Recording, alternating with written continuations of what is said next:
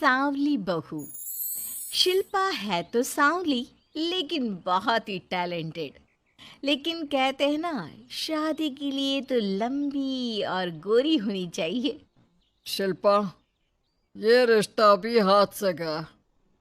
अरे कितनी बार कहा वो गोरी होने वाली क्रीम लगाया कर, लेकिन नहीं। किताब से सर खपाने से फुर्सत मिले तब ना।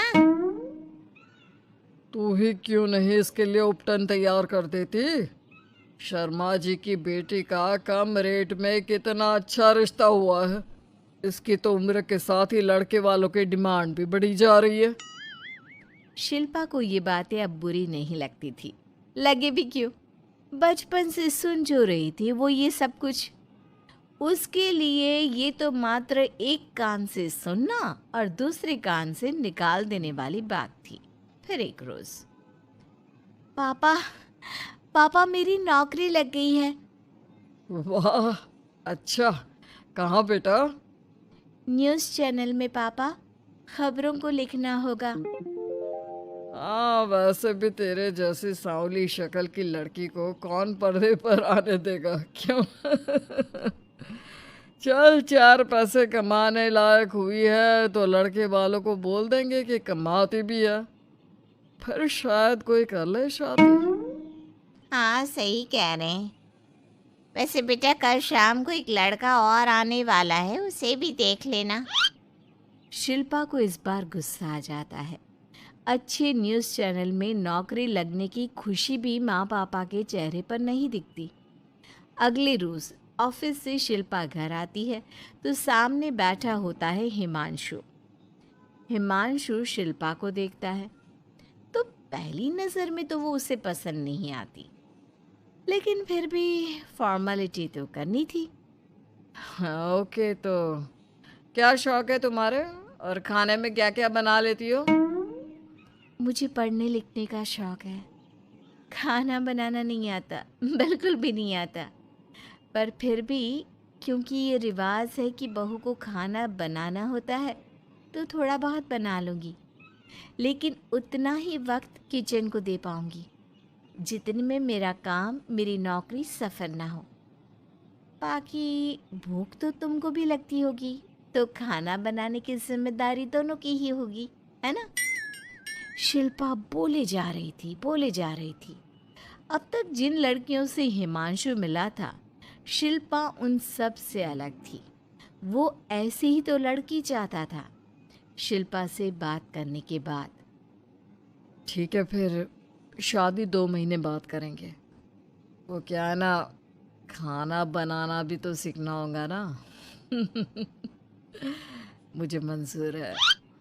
शिल्पा को भी हिमांशु अच्छा लगने लगता है। दोनों की शादी हो जाती है, लेकिन शादी के बाद से ही हिमांशु का परिवार शिल्पा के रंग को लेकर कई बातें बनाता। क्या बात है हिमांशु, क्या कमी हो गई थी जो ऐसी काली सी बहू ले आया? काली काली तो नहीं है। हाँ, मेरी शिल्पा का रंग हल्का सांवला है। वैसे आप तो कृष्ण की भक्त हैं, जानती है ना, उनका रंग भी सांवला था। अब सांवले रंग के कृष्ण की पूजा, तो सांवली मेरी बीवी खराब कैसे? बात तो सही भी थी। क्यों सांवला रंग खराब माना जाता है? शिल्पा पति का तर्क सुन रही थी। थोड़ी देर के बाद, क्या बात है, शब्दों का जादू आ गया। क्या तर्क दिया आपने सांवले रंग के समर्थन में? तो क्या तुम ही पत्रकार हो?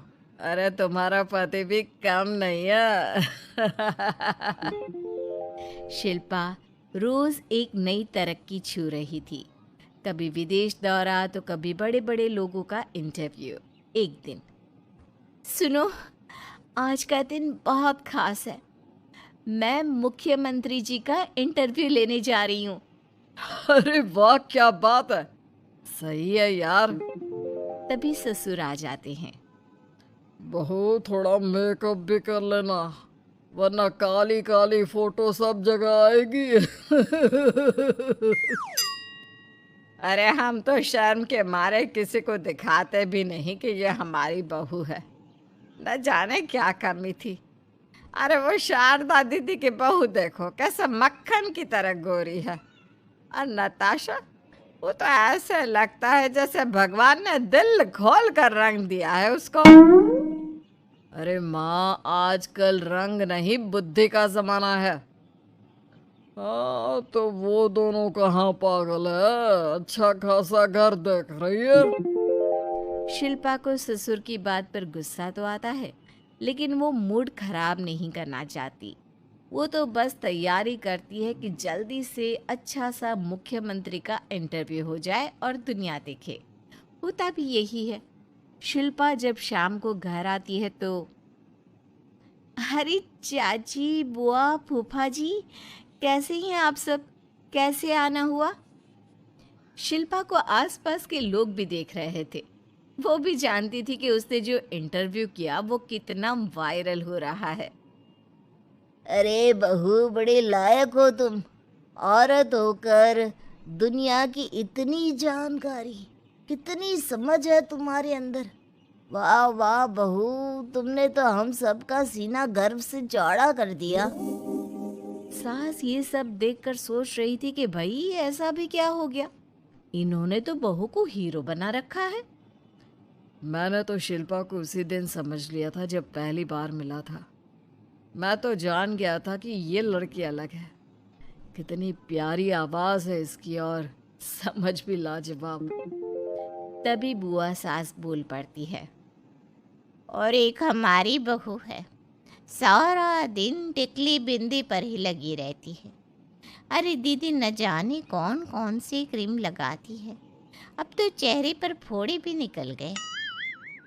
कितनी बार कहा कुछ पढ़ाई आगे करके दुनिया में नाम कमाओ, लेकिन नहीं, बस सारा दिन शीशे के सामने खड़ी रहेगी। कोई बात नहीं फूफा जी, वो भी किसी की पसंद हो सकती है। हम लोगों का क्या, एक काम अच्छा कर दिया तो पूछ लिए गए, नहीं तो जमाना तो गोरी सूरत की ही तारीफ करता है। क्यों माँ जी?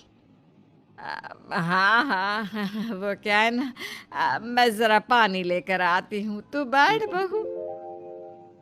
हाँ हाँ बहू, तू तो बैठ। वो क्या है ना, आज तो तुझसे बहुत सारी बातें करनी है।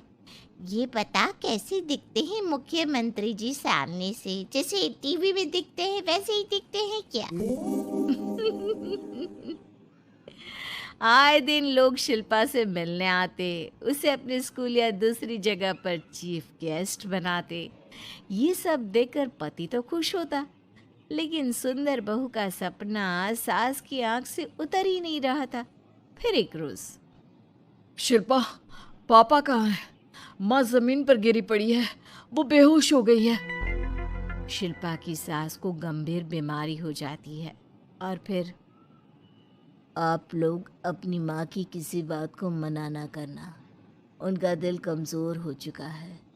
दिल में कोई बात लगेगी तो उनके हार्ट अटैक आने के चांसेस हैं, तो समझ रहे हैं ना। कुछ दिनों में ठीक होकर सास घर आ जाती है और फिर एक दिन, देख बेटा, मैं मरने से पहले एक सुंदर बहू का चेहरा देखना चाहती हूँ। अरे मैं नहीं चाहती कि तू इस काली कलुटी के साथ रहे, छोड़ दे इसे। अरे कल को तेरे बच्चे भी ऐसे काले पीले पैदा होंगे और फिर हमारा खानदान देखने लायक नहीं होगा। शिल्पा सुन रही थी। वो परेशान हो रही थी। वो सोचती है कि एक बार वो अपने पति से बात करके देखेगी। सुनिए ना, मुझे आपसे बात करनी है। मुझे भी शिल्पा, मैं माँ के बिना नहीं रह पाऊंगा, तुम समझ रही हो ना। शिल्पा को दुख होता है, लेकिन वो क्या करती। वो हिमांशु को तलाक देने का सोच लेती है और फिर, शिल्पा, शिल्पा, माँ की हालत फिर खराब हो रही है, क्या करूं? माँ को सबसे बड़े अस्पताल में भर्ती करना होगा। लेकिन वहां तो बेड के लिए बड़ी बड़ी सिफारिश करनी पड़ती है। हाय रे, मेरा मरना तय है। मैं मर न जाऊं, मुझे बचा ले बहू। शिल्पा को हैरानी होती है कि वो करे तो क्या करे। पर माँ जी, मैं कैसे? बेटा, मुख्यमंत्री जी से बात कर ले। उनसे बड़ी सिफारिश किसकी हो सकती है? तू बोलेगी तो शायद तेरी सास की जिंदगी बच जाएगी।